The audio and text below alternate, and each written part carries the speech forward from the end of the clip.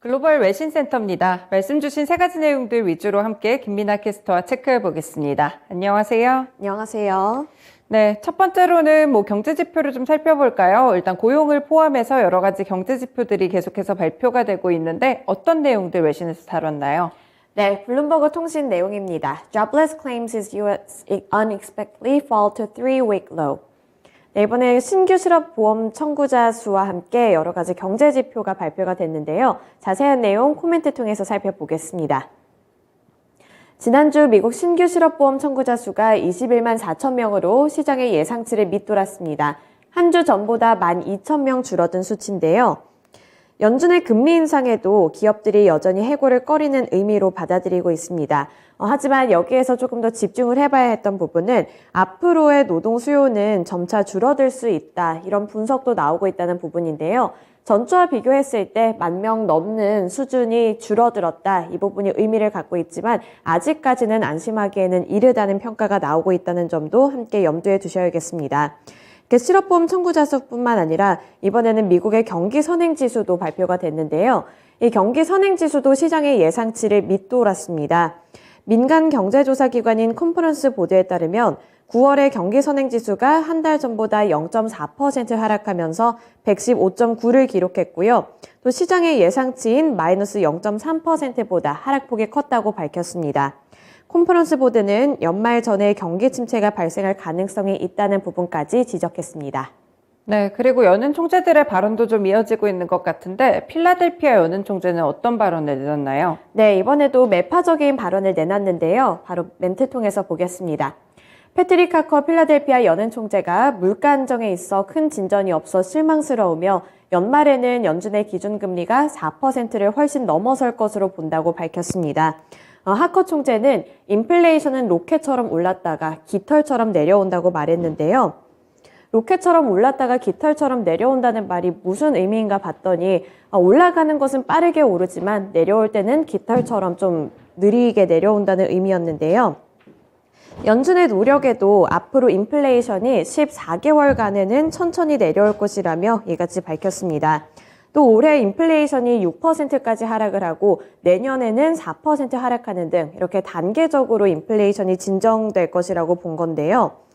연준 내 매파로 분류되는 이 제임스 블러드 세인트 루이스 연은 총재도 최근에 이 금리와 관련해서 4.5에서 4.75%까지 올려야 한다고 주장하는 등 보다 공격적인 금리 인상에 대한 목소리가 나오고 있는데 여기에 하커 총재도 물가 안정에 있어서는 기준금리 올리는 것들이 지속적으로 나타날 것이다. 이렇게 평가를 한 겁니다. 또 연준 쪽에서 이런 스텝을 밟는다고 하더라도 인플레이션이 진정되는 데는 다소 시간이 걸릴 것이라는 멘트였습니다. 네, 이렇게 경기 침체에 대한 우려들 고용시장을 보면 아직까지 탄탄해가지고요. 연준의 정책 기조 변화를 이끌어내기는 힘들어 보입니다. 그런 가운데 연준은 위원들의 이런 매파적인 발언들도 있기 때문에 일단 고금리에 대한 부담들은 아직까지 시장에 크게 남아있다는 점을 보시면 되겠습니다. 네, 다음 소식 넘어가 볼게요. 네, 리즈 트러스 영국 총리가 정말 초단기간에 사임을 하게 됐는데 최근에 감세안이라든지 논란이 좀 많았잖아요. 어떤 내용일까요? 네, CNBC 보도 내용입니다. UK Prime Minister Liz Truss resigns after failed budget and market turmoil. 네, 영국 쪽에서는 또 어떤 일이 있었는지 자세한 내용 함께 살펴보겠습니다. 리즈 트러스 영국 총리가 취임 44일 만에 자리에서 물러나겠다고 밝혔습니다. 선거 공약을 지킬 수 없는 상황이라 물러나겠다고 공식 발표했는데요.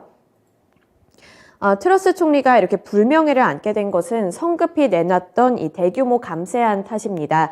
새 내각이 자리를 잡기 전에 이 450억 파운드, 우리 돈으로 봤을 때 약 72조 원 규모의 감세안을 발표한 것이 금융시장에 대혼란을 가져온 바 있는데요. 이에 따라서 비판의 목소리가 높아졌는데 결과물은 이렇게 44일 만에 자리를 내려놓게 된 겁니다. 이번에 이러한 감세한 정책 때문에 파운드화의 가치가 폭락을 하고 또 국채금리는 급등하면서 영국의 중앙은행까지도 시장에 개입에 나서기도 했는데요. 결국 트러스 총리도 한 발 물러나면서 부자 감세와 또 법인세율 동결을 철회해야 하기도 했는데 여기서 결론적으로는 사임을 하게 됐습니다. 이러한 시장의 소식 때문에 시장에서는 나름대로 긍정적으로 반응을 했는데요. 유럽의 주요국 증시는 상승을 했고 달러 대비 파운드 환율은 한때 1.13달러까지 오르기도 했습니다.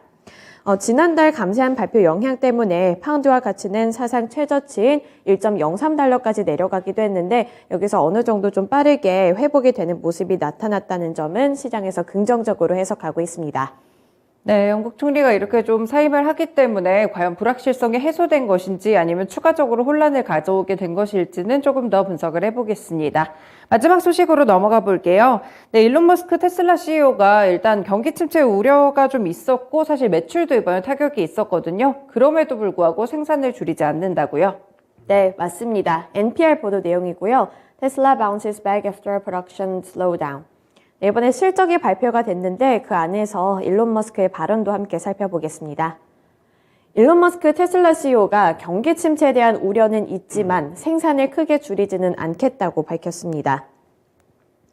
여러 외신 보도에 따르면 머스크는 전날 컨퍼런스 콜을 가졌는데요. 여기서 우리는 무슨 일이 일어나든지 간에 전속력으로 질주할 것이라는 일론 머스크 CEO의 발언이 있었습니다. 또 전기차가 계속 내연기관 자동차를 대체하고 있다며 지금 현재로서는 매우 좋은 위치에 있다고 말을 했고요. 경기 침체에 대한 우려감을 부정하는 것은 아니지만 그것 때문에 생산량을 줄이는 일은 없을 것이라고 선을 그었습니다. 네, 테슬라가 이렇게 CEO가 얘기는 했지만 그래도 한 6% 정도 하락으로 마쳤는데 그럼 테슬라의 전망에 대해서 전문가들은 어떻게 보고 있나요? 네, 전문가들의 평가도 상당히 엇갈리고 있습니다. 이 테슬라의 실적과 주가 전망을 두고 애널리스트들 간의 의견이 엇갈리는 건데요. 우선 테슬라의 비판적인 시각을 갖고 있는 번스타인의 선임 리서치 애널리스트인 토니 사코나기의 발언을 대표적으로 살펴보자면 머스크의 태도를 문제 삼으면서 이 앞으로의 주가 전망에 대해서 좀 이야기를 줬습니다. 우선 일론 머스크가 컨퍼런스 콜에서 중요한 질문에 퉁명스럽게 마지못해 대답을 했고 대화 자체를 귀찮아하는 것 자체가 뭔가 회사 내부적인 문제가 있는 것 아니냐, 또 질문에 대해서 대답을 회피하는 것 아니냐면서 이번에 좀 고의적으로 방향을 돌렸고 수요에 관한 질문과 가격 인하 가능성에 답하지 않은 것이 테슬라의 잠재력 등에 대해서 좀 회의적인 부분이 아닌가 하는 평가도 나왔습니다. 하지만 일각에서는 지금 그래도 괜찮다고 보는 긍정적인 반응도 있었는데요. 파이퍼 샌들러의 알렉산더 포터는 테슬라가 시장을 확장하면서 가격 인하가 불가피하겠지만 효율성 제고와 판매 규모 확대, 소프트웨어 수익 등을 발판으로 가격 인하 충격이 최소화될 것이라고 낙관했습니다. 따라서 비판적인 목소리를 봤을 때는 목표 주가를 150달러로 제시하는 애널리스트도 있었지만 긍정적인 부분을 보는 사람들은 비중 확대 추천을 유지하기도 했습니다. 네, 테슬라의 전망이 이렇게 전문가들 사이에서도 엇갈리고 있습니다. 앞으로의 행보가 좀 주목되네요. 세 가지 소식들 김민아 캐스터와 함께 봤습니다. 고맙습니다. 지금까지 글로벌 외신센터였습니다.